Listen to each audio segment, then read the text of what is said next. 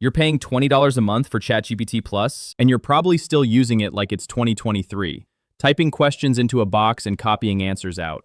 That means you're leaving most of what you paid for completely untouched. I've spent the last few months digging through every corner of GPT 5.5, testing each feature against OpenAI's own documentation, and here's what surprised me. The 10 features most people ignore are the exact ones that turn ChatGPT from a chatbot into a full working assistant. Welcome back to bitbiased.ai, where we do the research so you don't have to. Join our community of AI enthusiasts with our free weekly newsletter.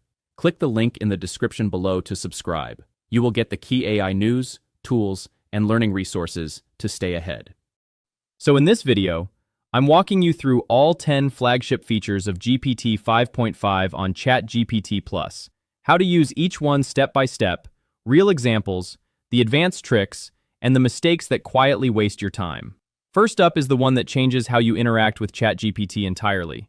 Real-time voice with live video.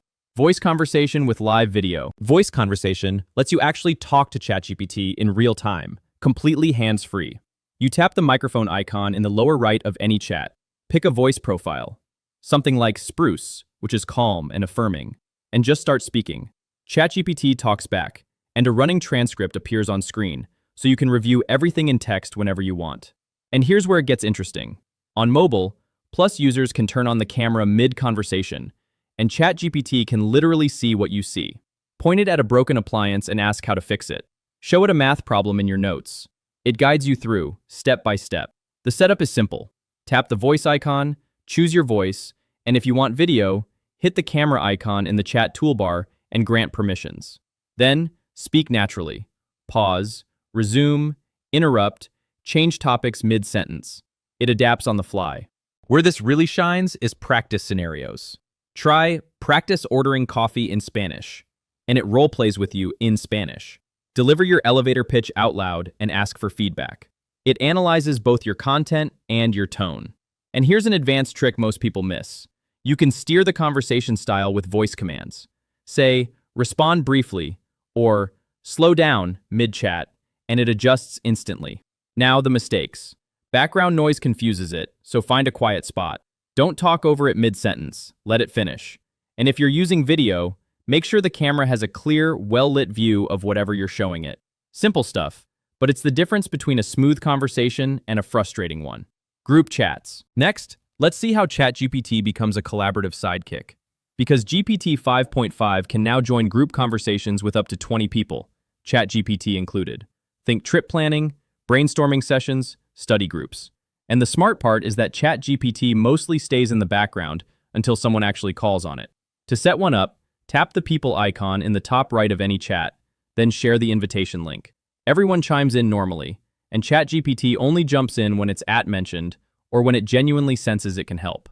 Someone types, @ChatGPT, help us plan a 3-day trip to Denver with hiking and coffee spots, and it drops a full itinerary right into the thread. Your team can upload project specs and ask it to outline next steps. A design group can share a mood board and ask for color palette suggestions. Here's a tip worth pausing on. Whoever creates the group can set an initial instruction, something like, "You're our team assistant," and ChatGPT adopts that role for the whole conversation. Group chats also support file uploads and image generation, so you can drop in a graph and ask it to analyze it right there. One privacy note, ChatGPT's memory from your solo chats stays private. It doesn't carry over into the group. The common mistakes? Overtagging. If everyone @mentions ChatGPT constantly, the discussion derails fast. And don't expect it to moderate on its own. If you want a summary or a decision resolved, ask explicitly. If it responds out of turn, just redirect it and move on. If you're finding this useful so far, do me a favor and hit subscribe. We break down tools like this every week. And the next feature is honestly the most fun of the 10. Image generation. Images 2.0. GPT 5.5 ships with a seriously upgraded image generator, often called GPT Image 2, and the improvements aren't cosmetic. We're talking precise edits, better layout control, reliable instruction following, and multilingual text rendering that actually works. Prompts like, design a flyer, or sketch this diagram, now produce results you can genuinely use. Just avoid the classic traps. Vague prompts get generic results. Dog gets you a dog, nothing more. Don't ask it to copy specific copyrighted artwork. Go with inspired by impressionism instead. And while text rendering is much better, extremely dense small text can still jumble. So keep wording simple or add fine text later in your editor. Deep research tools. Now we turn to research mode, and this one supercharges how you gather information. Deep research turns Chatgpt from an answer machine into a guided investigator.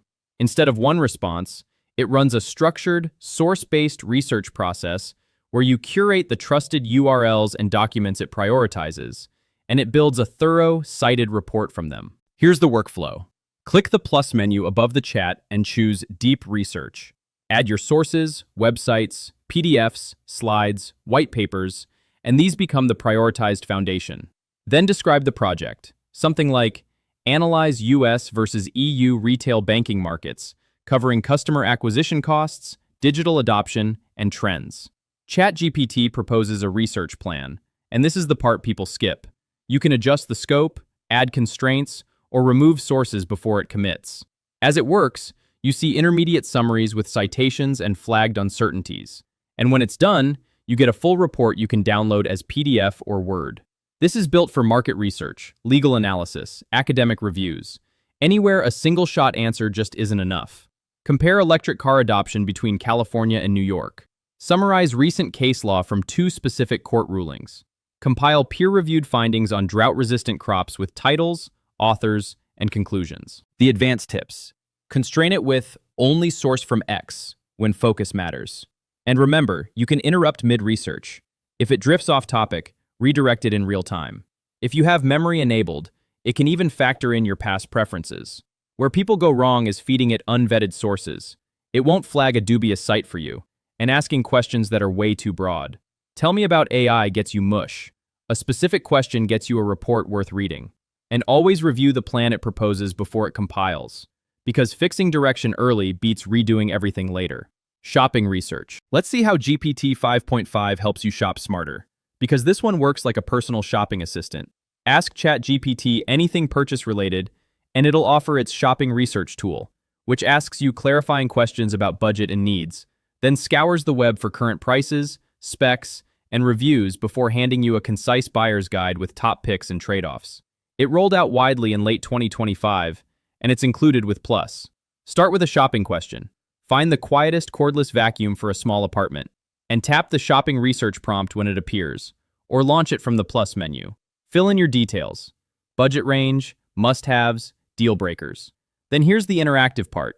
As products appear, you can mark them like or not interested, and it refines results based on your reactions.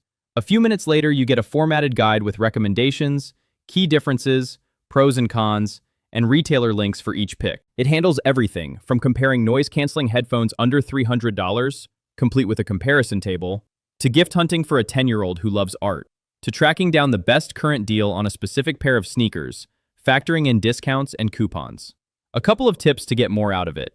If you have memory on and you shop with ChatGPT regularly, it tailors suggestions to your known interests. And if you already have specific products in mind, drop the URLs or model names and ask for a side-by-side comparison instead of a fresh search.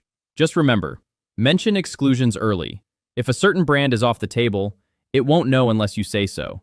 And double-check that recommendations actually meet all your criteria, because a quiet vacuum might trade off suction power.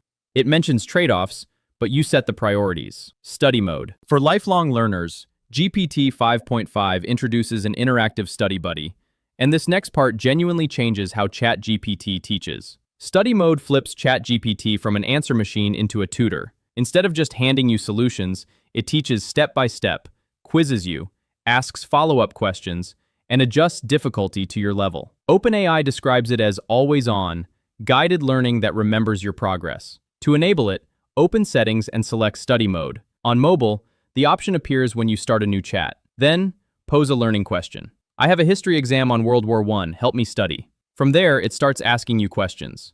What caused trench warfare? With hints available. Or walks you through problems one step at a time. You can upload lecture slides or notes and have it explain them in plain terms. And it tracks how you're doing with quizzes and feedback along the way. The use cases go beyond exam prep. Ask it to teach integration by parts, and then quiz you on the steps. Learn Spanish greetings through multiple choice drills. Upload an essay draft with a rubric, and have it grade you with constructive feedback. Some tricks worth knowing. Tell it to act as my exam proctor to simulate real test conditions, and use shorthand commands like hint please or explain like I'm 12 to shift the level instantly. With memory on, it skips topics you've already mastered. The biggest mistake is treating it as one way. If you just let it lecture, you've recreated regular Chatgpt with extra steps. Answer its questions, attempt problems before asking for hints, and give it feedback like too easy or needs more detail so it can calibrate. That back and forth is where the learning actually happens. Agent mode. Time for something more hands-off. AI agents that do tasks for you. Agent mode lets you define a goal, grant permissions, set constraints, and then let Chatgpt run the whole workflow autonomously until it's done. GPT 5.5's thinking mode is particularly strong here. It can browse, analyze, and act within the limits you set. Here's how it works. From a new chat, open the plus menu and select Agent. Define the goal. Plan a 2-week trip to Japan with hiking and sushi, and assign the tools it can use like email, calendar, or web access. Then set constraints, budget caps, time limits, budget airlines only, hotels with free breakfast. Hit start, and the agent gets to work, searching flights, checking weather, drafting emails, while updating you on progress. You can jump in anytime with new instructions like check for cheaper dates, or stop it cold. Picture a travel agent that finds round-trip flights to Paris under $1,000 and reserves a hotel in Montmartre. An email assistant that sends follow-ups to every meeting participant with your uploaded slides. Or a shopping agent that combines with the research tool to compare 3 ergonomic chairs and email you the breakdown. Power users chain agents together, one for research, one for scheduling, handing results between them, and combine agents with memory so they already know your travel class and dietary preferences. 3 warnings though. Vague goals stall agents before they start, so be specific. Always review output before anything gets finalized, especially bookings and payments. And grant only the permissions the task needs. An agent with broad access can wander into irrelevant territory. Apps and integrations. Next, connecting Chatgpt with the tools you already use. GPT 5.5 lets Chatgpt plug into hundreds of third-party apps. Slack, Google Drive, Asana, Spotify, Figma, and the list keeps growing. Once connected, you summon any app with an @ mention, and Chatgpt pulls live data or takes real actions inside those tools. Setting up takes seconds. Click Add Apps in the sidebar, find the app you want, and authorize it with your account. From then on, type @ followed by the app name right in chat. At Google Drive, find my project budget spreadsheet. At Jira, create a ticket with this title. And the part that feels like magic, you can follow up in plain language. Say, move that task to in progress, and it updates the board for you. The workflows stack fast. Ask Asana for everything due this week. Have GitHub summarize recent pull request comments. Tell Canva to turn a bullet outline into slide designs. Query Stripe for active subscriptions and overdue accounts. And if your company runs an internal tool, you can build a custom app through OpenAI's developer platform and hook up your own database or API. You can even chain actions across apps, calculate figures in chat, then post budget approved straight to your finance channel in Slack. The cautions here are mostly about access. You need to actually be logged into these accounts. Chatgpt can't fetch data you don't have permission to see. Don't grant more scope than needed. If it only needs to read a sheet, don't hand it edit rights. And expect occasional lag from third-party syncing. If something's missing, check the app directly before assuming Chatgpt failed. We're 2/3 of the way through. And if any of these features made you rethink your workflow, drop a comment telling me which one. I read every single one, and it genuinely shapes what we cover next. Atlas AI web browser. Almost there. And this one is a brand new category entirely. Atlas is a full web browser with Chatgpt built directly in. Released in late 2025 and currently macOS only, it puts a Chatgpt sidebar on every single page you visit. Highlight text, ask a question, and it reads the page content in real time. No copying, no tab switching, no leaving the page. Getting started. Desktop app. Finally, Chatgpt lands directly on your desktop OS. The official app runs on both Windows and Mac OS. And the killer detail is the hotkey. Press Alt plus space on Windows or Option plus space on Mac, and Chatgpt floats above whatever you're working on. No browser tab, no context switching. Install it from OpenAI's site or the Microsoft Store, and from then on, it's one keystroke away. Take a screenshot of a chart in Excel, drop it into the chat, and ask what the trend means. Drag entire files, documents, spreadsheets, images onto the window for analysis. And on Mac, this is the feature developers should be paying attention to. With authorization, it can write code edits directly into your IDE. Highlight a function, ask it to optimize, and it rewrites the code in place.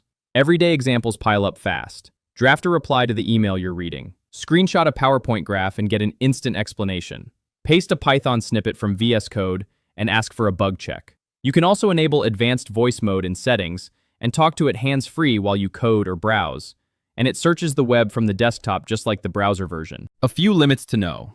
Some apps, banking apps, streaming services, block screenshots entirely.